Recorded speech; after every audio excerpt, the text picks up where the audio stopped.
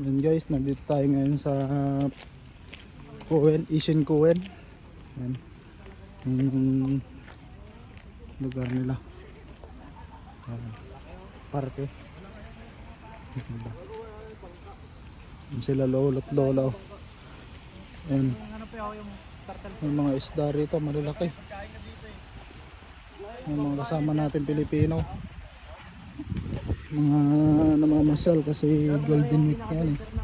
Wala kang pasok ang asi ba?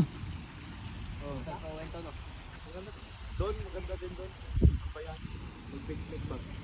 Wala lang. Huwag ka. Ay, lang nagbibidyo. Nagbibidyo to. Wala nang video dito eh.